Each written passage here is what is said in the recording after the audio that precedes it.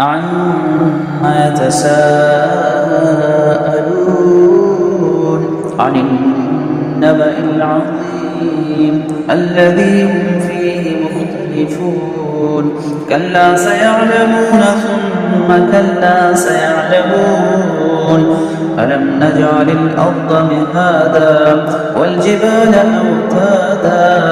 وخلقناكم أزواجا وجعلنا نومكم سباتا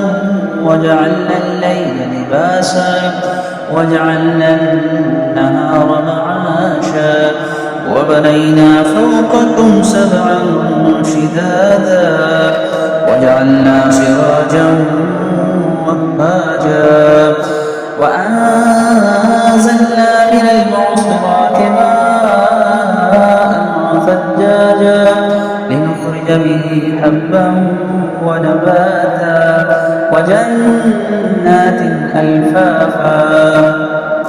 إن يوم الفصل كان ميقاتا يوم ينفخ في الصور فتأتون أفواجا وفتحت السماء فكانت أبوابا وسيرت الجبال فكانت سرابا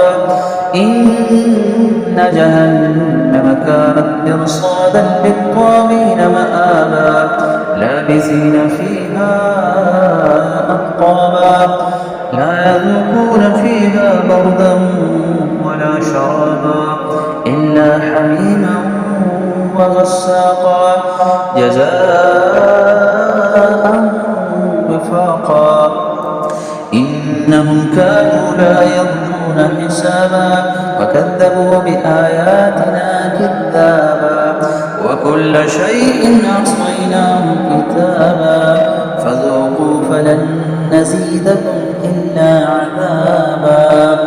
إن للمتقين مفازا حدائق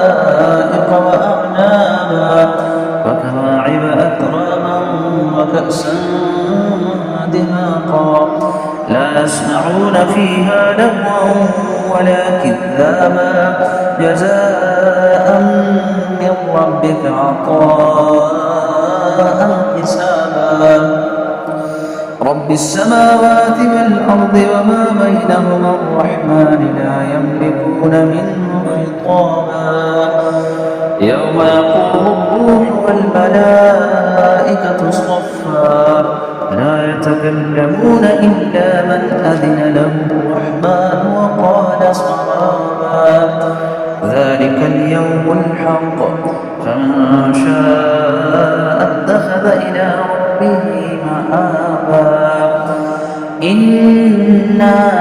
أنذرناكم عذابا قريبا